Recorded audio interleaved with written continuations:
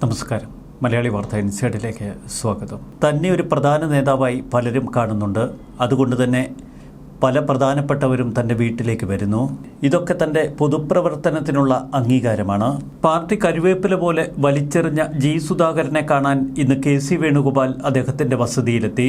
CPM നേതാവ് G Sudhakaran K C. വേണുഗോപാലുമായി നടത്തിയ കൂടിക്കാഴ്ച തികച്ചും സ്വകാര്യ സന്ദർശനമായിരുന്നു ഇതെന്ന് ജി സുധാകരനും കെ.സി. വേണുഗോപാലും.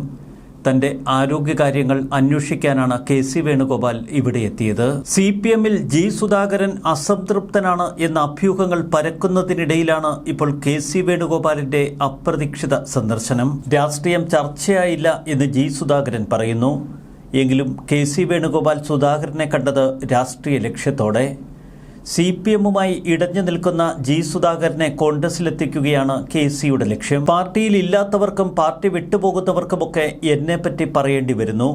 എന്റെ രാഷ്ട്രീയ ജീവിതം അവഗണിക്കാൻ പറ്റുന്നതല്ല എന്ന് ജി സുധാകരൻ പറഞ്ഞു വെക്കുന്നു. ഇക്കഴിഞ്ഞ ദിവസം CPMന്റെ യുവനേതാവ് ബിപിൻ സി ബാബു BJPയിൽ ചേർന്നിരുന്നു. CPM പാർട്ടിയിൽ ജി സുധാകരന്റെ അവസ്ഥ ദയനീയമെന്നാണ് BJPയിൽ ചേർന്നതിന് പിന്നാലെ ബിപിൻ പറഞ്ഞത്. തൊട്ടു പിന്നാലെ BJP സംസ്ഥാന അധ്യക്ഷൻ കെ. സുരേന്ദ്രൻ ജി സുധാകരനെ BJPയിലേക്ക് ക്ഷണിച്ചിരുന്നു. ഇതിനിടയിൽ മുസ്ലിം ലീഗ് ദിനപത്രമായ ചന്ദ്രികയുടെ പ്രചാരണ പരിപാടി ഉദ്ഘാടനം ചെയ്യാൻ സുധാകരനെ ഏർപ്പാട് ചെയ്തിരുന്നു. പുന്നപ്രയിലെ സുധാകരന്റെ വസതിയിൽ വെച്ചായിരുന്നു ക്യാമ്പയിൻ ഉദ്ഘാടനം നടത്താൻ തീരുമാനിച്ചത്. വിവാദത്തിന് താൽപ്പര്യമില്ല എന്ന് പറഞ്ഞ് ജി സുധാകരൻ പിന്നീട് ഉദ്ഘാടനത്തിൽ നിന്ന് സ്വയം പിന്മാറി. തുടർച്ചയായി ജില്ലയിലെ പാർട്ടി പരിപാടികളിൽ നിന്ന് ജി സുധാകരനെ മാറ്റി നിർത്തുന്നു. വലിയ വിഭാഗീയതയാണ് ആലപ്പുഴ ജില്ലയിൽ ആളിക്കത്തുന്നത്. CPM നേതൃത്വത്തിനെതിരെ കടുത്ത വിമർശനങ്ങൾ ചൊരിഞ്ഞതാണ് ജി സുധാകരനെ ഒറ്റപ്പെടുത്താനുള്ള കാരണം. ഒരിക്കൽ സുധാകരൻ തന്നെ വളർത്തിക്കൊണ്ടുവന്ന സജി ചെറിയാനാണ് ഇന്ന് ആലപ്പുഴ ജില്ലയിൽ സുധാകരന്റെ ഏറ്റവും വലിയ പാര. മുൻപൊരിക്കൽ പിണറായി വിജയനുമായി തനിക്ക് വലിയ മാനസിക അടുപ്പമില്ല എന്ന് തുറന്നു പറഞ്ഞ വ്യക്തിയാണ് ജി സുധാകരൻ. പിന്നീട് മാധ്യമങ്ങൾക്ക് മുന്നിൽ തന്റെ വാക്കുകൾ അദ്ദേഹം തിരുത്തി. പിണറായി വിജയൻ തിരുവനന്തപുരത്തും താൻ ആലപ്പുഴയിലുമല്ലേ, മുൻപ് എപ്പോഴും കാണുമായിരുന്നു, അതാണ് ഉദ്ദേശിച്ചത്. ഒന്നാം പിണറായി വിജയൻ സർക്കാരിന്റെ പ്രവർത്തന മികവിലൂടെയാണ് രണ്ടാം LDF സർക്കാർ അധികാരത്തിൽ വന്നതെന്ന് ഓർക്കണമെന്ന് പിണറായി വിജയനെയും സംഘത്തെയും പലപ്പോഴും ജി സുധാകരൻ ഓർമ്മപ്പെടുത്താറുണ്ട്. പ്രായപരിധിയുടെയും തുടർച്ചയായി മത്സരിക്കുന്നതിന്റെയും പേരിൽ ഇക്കഴിഞ്ഞ നിയമസഭാ മത്സരത്തിൽ നിന്ന് ജി സുധാകരനെ പാർട്ടി മാറ്റി നിർത്തിയിരുന്നു. ഇത് അദ്ദേഹത്തിനേറ്റ വലിയ ക്ഷതമായി. കഴിഞ്ഞ LDF സർക്കാരിന്റെ കാലത്ത് സംസ്ഥാനത്ത് വികസനം കൊടുകുത്തി വാണിരുന്നു എന്ന് ജി സുധാകരൻ പലപ്പോഴും പറഞ്ഞു. എന്നാൽ രണ്ടാം പിണറായി വിജയൻ സർക്കാരിന്റെ കാലത്ത് ഒന്നും നടക്കുന്നില്ല. ഇത് പ്രവർത്തകർക്കിടയിൽ ഉയരുന്ന അഭിപ്രായമാണ് എന്ന് സുധാകരൻ തുറന്നടിച്ചു. മന്ത്രി മുഹമ്മദ് റിയാസിനെതിരെയും ശക്തമായ വിമർശനങ്ങൾ ജി സുധാകരൻ തൊടുത്തിരുന്നു. ആലപ്പുഴയിലെ വിഭാഗീയ വിഷയങ്ങളിൽ കടുത്ത നിലപാടാണ് സുധാകരൻ എടുത്തത്. ആലപ്പുഴയിൽ ഒരു പ്രത്യേക മാഫിയ തനിക്കെതിരെ പ്രവർത്തിക്കുന്നു എന്ന് പലപ്പോഴും സുധാകരൻ തുറന്നടിച്ചിട്ടുണ്ട്. മുൻപ് ആലപ്പുഴ CPM ജില്ലാ സെക്രട്ടറി ആയിരുന്ന TJ ആഞ്ചലോസിനെ CPM പുറത്താക്കിയ കഥ ഇക്കഴിഞ്ഞ ദിവസം അദ്ദേഹം വ്യക്തമാക്കി. മുൻ MP കൂടിയായ TJ ആഞ്ചലോസിനെ പാർട്ടി പുറത്താക്കിയത് ഒരു കള്ള റിപ്പോർട്ട് തയ്യാറാക്കി. CPM അന്ന് അങ്ങനൊരു നടപടി ചെയ്തതുകൊണ്ട് CPIക്ക് ഇപ്പോൾ നല്ലൊരു ജില്ലാ സെക്രട്ടറിയാണ് ലഭിച്ചിരിക്കുന്നത് എന്ന് സുധാകരൻ കഴിഞ്ഞ ദിവസം പറഞ്ഞിരുന്നു. ലോക്സഭാ തെരഞ്ഞെടുപ്പിൽ CS സുജാത തോൽക്കുന്നു. തുടർന്ന് ആഞ്ചലോസ് ഏതോ കടപ്പുറത്തുകൂടി നടന്നു എന്ന് പറഞ്ഞ് കള്ള റിപ്പോർട്ട് തയ്യാറാക്കി. നിയമസഭാ തെരഞ്ഞെടുപ്പിന് തൊട്ടുപിന്നാലെ ഒട്ടനവധി വിവാദങ്ങളാണ് ജി സുധാകരൻ തൊടുത്തുവിട്ടത്. പാർട്ടിയുമായി വലിയ നീരസത്തിലായി. സംസ്ഥാന സമിതിയിൽ നിന്ന് തരം താഴ്ത്തൽ പോലുള്ള കടുത്ത നടപടികൾ ഉണ്ടാകുമെന്ന സൂചന പിന്നീട് പാർട്ടി നൽകി. മുൻപൊരിക്കൽ 2002 വിഭാഗീയ പ്രവർത്തനം നടത്തി എന്ന പേരിൽ സംസ്ഥാന സമിതിയിൽ നിന്ന് സുധാകരനെ തരം താഴ്ത്തിയിരുന്നു. എന്നാൽ 2021 സുധാകരൻ തെറ്റുതിരുത്തി കൂടെ നിൽക്കട്ടെ എന്നാണ് അന്ന് പിണറായി വിജയൻ തീരുമാനിച്ചത്.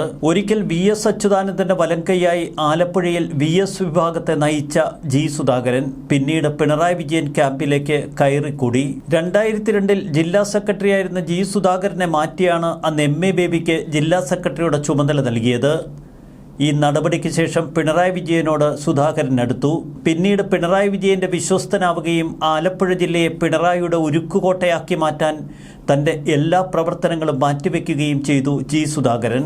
VS പിണറായി വിഭാഗങ്ങളുടെ കാലത്ത് ആലപ്പുഴ പാർട്ടിയെ പിണറായിയോട് അടുപ്പിച്ചു എന്നു മാത്രമല്ല, VSനേറെ സ്വാധീനമുള്ള ആലപ്പുഴയിൽ VSന്റെ സ്വാധീനം കുറയ്ക്കാനും അന്ന് കൃത്യമായി സുധാകരന് കഴിഞ്ഞു. പിന്നീട് ദശാബ്ദങ്ങളോളം ജി സുധാകരന്റെ കൈവെള്ളയിലായിരുന്നു ആലപ്പുഴ CPM. അടുത്ത കാലത്ത് ആലപ്പുഴ ജില്ലയുടെ സ്വാധീനം സുധാകരന് നഷ്ടപ്പെട്ടു. ഇത് അദ്ദേഹത്തിന് താങ്ങാവുന്നതിൽ അപ്പുറമായിരുന്നു. ആലപ്പുഴ ജില്ലയിൽ സജീവമായി ഉണ്ടായിരുന്ന തോമസ് ഐസക്കിനെ ഇക്കുറി പത്തനംതിട്ട ലോക്സഭാ മത്സരത്തിനയച്ച് ഐസക്കിനെയും പിണറായി വിജയൻ ദുർബലപ്പെടുത്തി. കൊല്ലം ജില്ല കേന്ദ്രീകരിച്ച് പ്രവർത്തിച്ചിരുന്ന MA ബേബിയെ സംസ്ഥാന പ്രവർത്തനങ്ങളിൽ ഏറെക്കുറെ ദുർബലാവസ്ഥയിലാണ് ഇപ്പോൾ കാണാൻ കഴിയുന്നത്. 2021 നിയമസഭാ തെരഞ്ഞെടുപ്പിലൂടെ പിണറായി വിജയൻ തന്റെ ലക്ഷ്യം കണ്ടു. യുവനിരയെ കളത്തിലിറക്കി മത്സരിപ്പിച്ച് G. സുധാകരനെയും തോമസ് ഐസക്കിനെയും ഒക്കെ വെട്ടിനിരത്തി. അതിന്റെ അനുരണനങ്ങൾ കുറേ കാലം പാർട്ടിയിൽ അലതല്ലി. ഗത്യന്തരമില്ലാതെ നിയമസഭാ തെരഞ്ഞെടുപ്പിനെക്കുറിച്ചും അനുബന്ധ വിഷയങ്ങളെക്കുറിച്ചുമൊക്കെ സുധാകരൻ തുറന്നടിച്ചു. താൻ കറുതീർത്ത പാർട്ടിക്കാരനാണ് എന്ന് എപ്പോഴും പറയുന്ന സുധാകരനെ പിന്നീട് അതൃപ്തനായ മാത്രമേ കേരളം കണ്ടുള്ളൂ. G. സുധാകരനെ സംബന്ധിച്ച് അച്ചടക്ക റിപ്പോർട്ട് സംസ്ഥാന സമിതി ചർച്ച ചെയ്തപ്പോൾ ഒരു തലത്തിൽ സുധാകരൻ എന്ന രാഷ്ട്രീയ നേതാവിന്റെ അസ്തമയം തന്നെയാണ് കേരളം കണ്ടത്.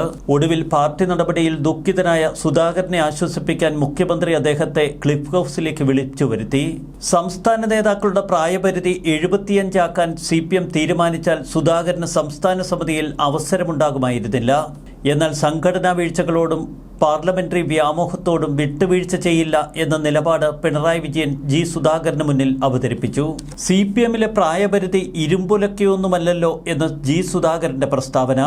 ചട്ടം കൊണ്ടുവന്ന് 3 വർഷം മാത്രമേ ആയുള്ളൂ. ചട്ടം കൊണ്ടുവന്നവർക്ക് അത് മാറ്റിക്കൂടെ എന്ന ചോദ്യമാണ് G. സുധാകരൻ ഉയർത്തിയത്.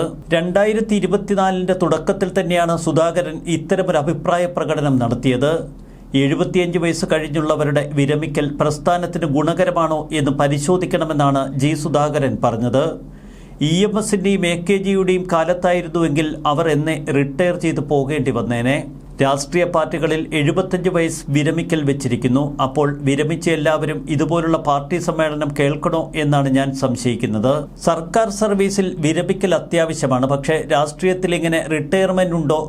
കമ്മ്യൂണിസ്റ്റ് മാനിഫെസ്റ്റോ, പാർട്ടി പരിപാടി, പാർട്ടി ഭരണഘടന, അതിലൊന്നും ഇങ്ങനൊരു വിരമിക്കലിനെ കുറിച്ച് പറഞ്ഞിട്ടില്ല.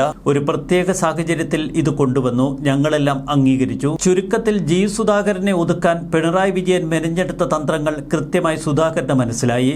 എന്നാൽ ഒപ്പം വേണ്ടത്ര നേതാക്കന്മാരെ അണിനിരത്താൻ സുധാകരന്റെ സ്വഭാവം കൊണ്ട് കഴിഞ്ഞിരുന്നില്ല. മുൻപ് ശബരിമല തന്ത്രിയടക്കം അവഹേളിച്ച സുധാകരന് ഇത് വിധി കരുതി വെച്ചതാണ് എന്ന് മറ്റു ചിലർ പരിഹസിച്ചു. സുധാകരന്റെ വീടിനടുത്ത് ഇപ്പോൾ ഏരിയ സമ്മേളനത്തിനുള്ള തയ്യാറെടുപ്പുകൾ തുടങ്ങി. എന്നാൽ ഏരിയ സമ്മേളനത്തിൽ സുധാകരൻ പങ്കെടുക്കുന്നില്ല. ഇതാണ് സുധാകരന് ഏറ്റവും വലിയ മാനസികാഘാതം സൃഷ്ടിച്ചത്. പാർട്ടിയിൽ ഒരു വലിയ സ്ഥാനത്ത് അമരത്തിരിക്കുക തന്നെയാണ് സുധാകരന്റെ എക്കാലത്തെയും സ്വപ്നം. അതൊക്കെ തച്ചുടയ്ക്കപ്പെട്ടിരിക്കുന്നു. ആലപ്പുഴ ജില്ല ഇപ്പോൾ വിഭാഗീയതയിൽ കൂപ്പുകുത്തുന്നു. വല്ലാത്ത കാഴ്ചകൾ തന്നെ. അതുകൊണ്ട് തന്നെ സുധാകരന്റെ ഇപ്പോഴുള്ള മനസ്സ് എങ്ങനെയാണ് എന്നതറിയുകയാവും KC വേണുഗോപാലിന്റെ സന്ദർശന ലക്ഷ്യം. സുധാകരൻ കോൺഗ്രസിലേക്ക് ചായുമോ എന്ന ചോദ്യം ഇപ്പോൾ ശക്തമാവുകയാണ്. അത് പാർട്ടിയെ വിറപ്പിക്കുക മാത്രമല്ല, അടിമുടി പാർട്ടിയെ ആശങ്കയിൽ ആഴ്ത്തുന്ന കാര്യം തന്നെ. കരുനാഗപ്പള്ളിയിലടക്കം നിരവധി സംഭവങ്ങൾ ഇപ്പോൾ റിപ്പോർട്ട് ചെയ്യപ്പെടുന്നു. പാർട്ടിയിൽ നിന്ന് ഒരു വിഭാഗം കൂട്ടത്തോടെ കൊഴിയുന്ന കാഴ്ചയാണ് കേരളത്തിന് മുന്നിൽ. ചില വിമത വിഭാഗങ്ങൾ കൊഴിഞ്ഞാമ്പാറ പോലുള്ള സ്ഥലങ്ങളിൽ വിമത ഓഫീസുകൾക്ക് തുടക്കമിട്ടു. ബിപിൻ സി ബാബുവിനെ പോലുള്ളവർ BJPയിലേക്ക് ചേക്കേറുന്നു. അതിനിടയിൽ കോൺഗ്രസ് പരമാവധി സാഹചര്യം മുതലെടുക്കാനുള്ള ശ്രമങ്ങളാണ് ഇപ്പോൾ നടത്തുന്നത്. തദ്ദേശഭരണ തെരഞ്ഞെടുപ്പിന് മുൻപ് G. സുധാകരനെ പോലെ തലയെടുപ്പുള്ള ഒരു നേതാവിനെ കോൺഗ്രസ് ക്യാമ്പിൽ എത്തിക്കാൻ കഴിഞ്ഞാൽ അത് കോൺഗ്രസിന് കിട്ടുന്ന ഏറ്റവും വലിയ രാഷ്ട്രീയ നേട്ടം തന്നെയാകും. അത്തരമൊരു ഘട്ടത്തിലേക്ക് G. സുധാകരൻ കടക്കുമോ എന്ന് കാത്തിരുന്ന് കാണാം. ന്യൂസ് ഡെസ്ക് മലയാളി വാർത്ത ഇൻസൈറ്റ്.